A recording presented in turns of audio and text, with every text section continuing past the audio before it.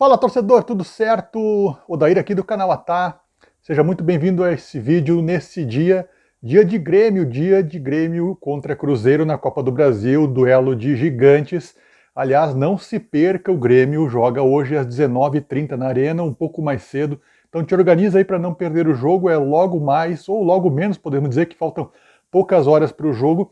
E hoje eu vim falar sobre duas declarações do Renato pré-jogo, nessas últimas horas antes da partida, e duas declarações, uma muito legal, muito positiva, e outra que me preocupa bastante. Além disso, vamos falar um pouquinho sobre o ambiente do jogo em si.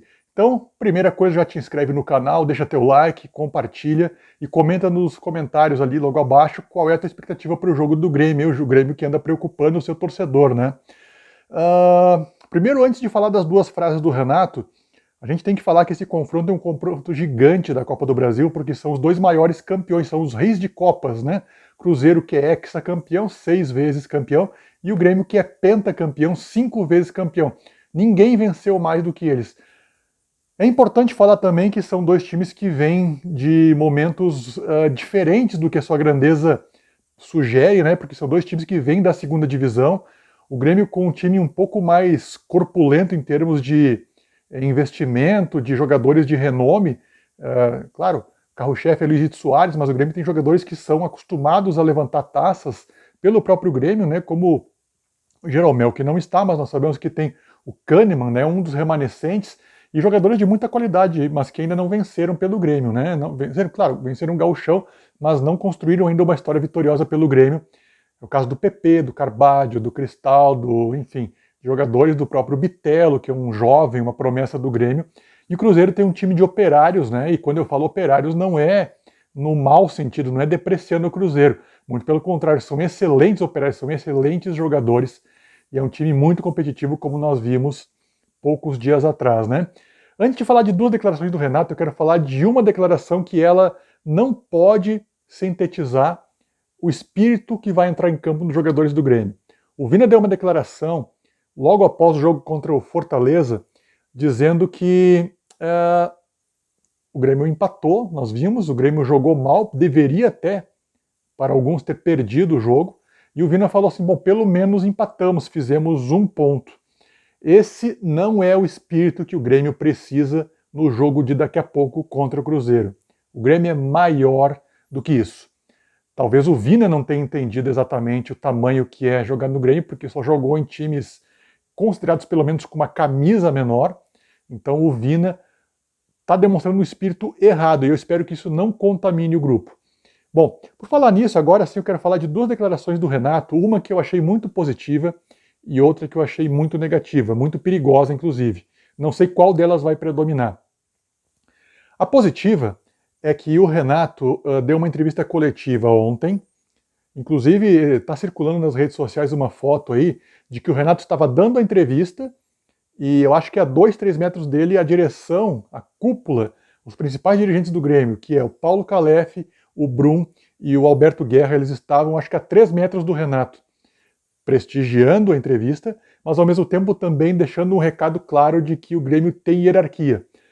Por que isso? Porque o Renato, nós sabemos que há poucos dias falou poucas e boas, né?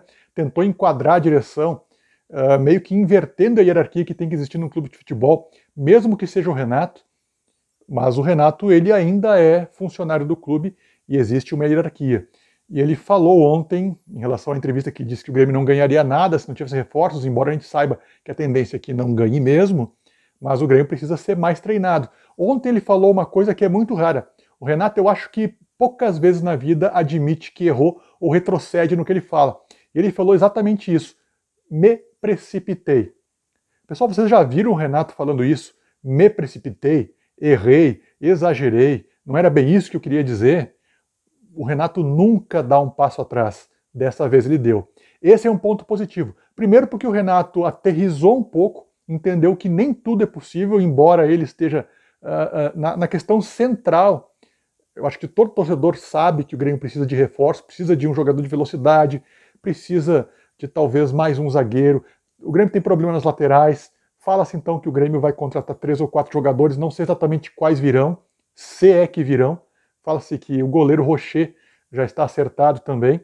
Mas o fato é que o Renato, ele levou o enquadro, ele baixou um pouco a bola, o tom, pelo menos externamente nas entrevistas. Isso mostra que o Grêmio não é aquela baderna onde o Renato manda em tudo. O Renato é importante, o Renato é fundamental, o maior ídolo da história do Grêmio, mas o Renato ele não pode falar o que bem entender, porque senão vira bagunça. Porém, o Renato deu nessa mesma entrevista uma declaração que eu particularmente não gostei, e eu espero que tenha sido apenas da boca para fora, falando sobre as dificuldades de enfrentar o Cruzeiro que o Grêmio enfrentou recentemente, apanhou muito naquele jogo, sofreu muito naquele jogo, não foi um bom jogo, um jogo que começou a ligar um alerta na torcida do Grêmio, dado o resultado, e ele falou que o Cruzeiro só fez gol no Grêmio porque achou um gol espírita. Gente, o Cruzeiro é maior do que isso. O Cruzeiro é mais perigoso do que isso. O Cruzeiro não ameaça o Grêmio só porque talvez faça gols espíritas. Não, o Cruzeiro é muito melhor do que isso. Então eu acho que é bom o Renato, assim como ele fez quando admitiu que se precipitou, ele também coloque nos jogadores um espírito de cautela, de respeito ao Cruzeiro e principalmente que nós possamos impor nosso jogo, porque mais do que desempenho, nessa quarta-feira nós precisamos de resultado. O Grêmio não pode pensar em levar gols, o Grêmio não pode pensar em sequer empatar, o Grêmio não pode pensar em vencer de 1-0, 2-1. Talvez não tenham percebido, mas se o Grêmio não fizer um bom resultado, independente do desempenho, se o Grêmio não fizer um bom resultado para ter pelo menos chegar muito vivo no jogo da volta, talvez o Grêmio esteja decretando com um mau resultado hoje, esteja decretando que o ano de 2023 vai ser no máximo, brigar por Sul-Americana e Libertadores para o ano que vem, por vaga, porque os reforços, se chegarem, vão demorar e o Grêmio não pode se dar o luxo de cair fora da Copa do Brasil agora. É isso, gente. Espero que vocês tenham entendido a análise, gostado da análise. Conto com o like de vocês, com a inscrição. E, por favor, compartilhem o vídeo e escrevam aí nos comentários qual é a tua expectativa para o jogo de hoje do Grêmio diante do grande Cruzeiro. Valeu, um abraço, até mais!